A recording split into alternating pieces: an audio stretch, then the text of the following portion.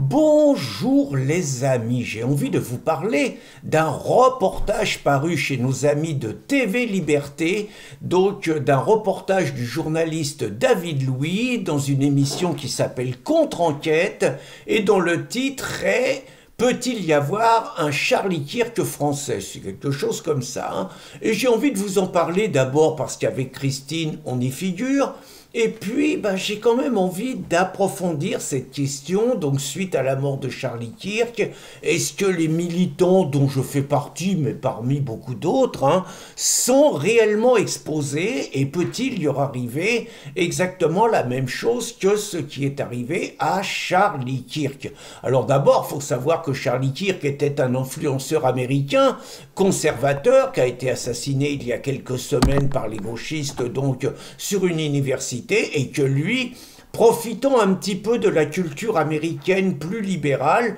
se permettait de mener des débats sur les facs françaises où il mettait en avant des idées totalement opposées à celles du wokisme. C'est pour ça qu'on l'a tué, mais il faut savoir qu'en France, dans une université, c'est impossible, tout simplement parce que les milices gauchistes sont très efficaces et empêchent la tenue de tels débats, interdisant de conférences des personnes comme Michel Onfray, comme Florence Bergeau-Blacker et autres qui ne, même la femme de Jospin qui sur la théorie du genre ne va pas dans le bon sens, donc qui ne sont pas dans le politiquement correct. Donc en France c'est impossible, même s'il est intéressant de voir l'initiative de Frontières qui à sa façon provoque des débats dans les facs, mais le font quand même pas de manière aussi visible que celle de Charlie Kirk.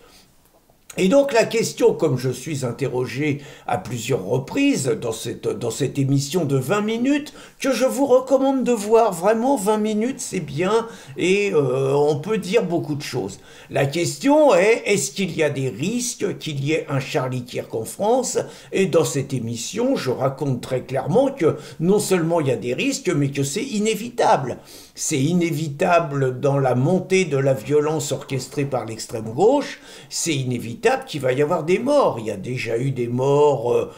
pas forcément en France, mais il y a déjà eu des morts dans la mouvance patriote, et c'est évident qu'il ne pourra pas y avoir de la multiplication d'agressions qui se déroulent, la plupart du temps en supériorité numérique, sans qu'un jour il y ait un des nôtres qui reste au sol, qu'il ne peut pas y avoir la montée de l'incitation à la violence, la nazification de tout adversaire, la radicalisation, le danger présenté par l'arrivée au pouvoir du Rassemblement national, sans que forcément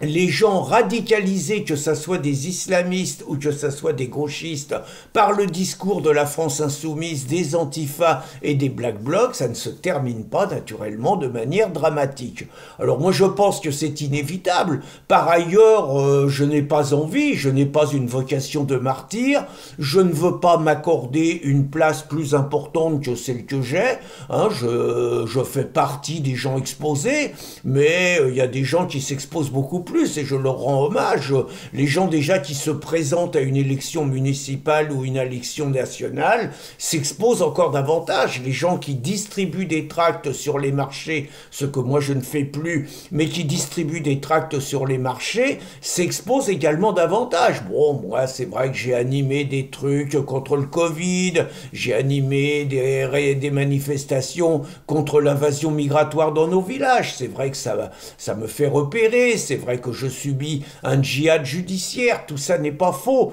mais très franchement, je fais pas partie des plus menacés, mais je fais partie des gens qui sont potentiellement menacés, je le dis, je n'ai pas besoin d'avoir des menaces pour être menacé, quoi, voilà, c'est ce que j'essaye d'expliquer dans ce reportage. Je vous donne une autre anecdote que je n'approfondirai pas ce jour, mais j'y reviendrai. J'ai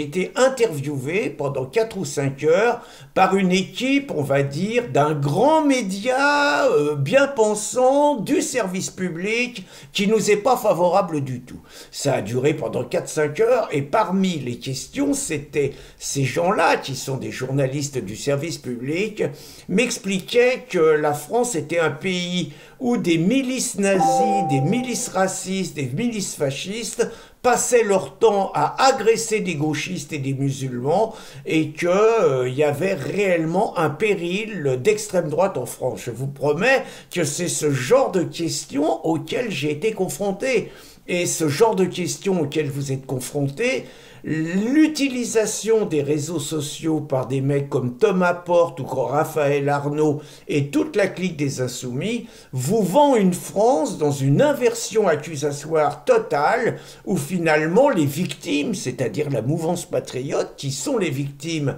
des agressions de l'extrême gauche, sont présentées comme les descendants d'Hitler, de Mussolini, de Franco, etc. et sont surtout présentés comme les agresseurs, je vous le précise, dans une inversion accusatoire totale. Alors une fois que je dis ça, je vais vous dire que je n'ai pas la vocation d'un martyr, que j'essaye de tout faire pour ne pas l'être, mais que par ailleurs, j'ai la chance d'avoir un certain âge, et que le fait d'avoir un certain âge fait que ce ne sont pas des intimidations, des menaces et des pratiques de petits totalitaires staliniens, de petits nostalgiques de Pol Pot, qui nous empêcheront, quoi qu'il arrive, de continuer ce à quoi on est destiné un petit peu, c'est-à-dire utiliser toute l'énergie dont nous disposons pour essayer de sauver un pays qui nous est cher et pour essayer de sauver nos enfants, nos petits-enfants, de la destruction de la France, de l'inversion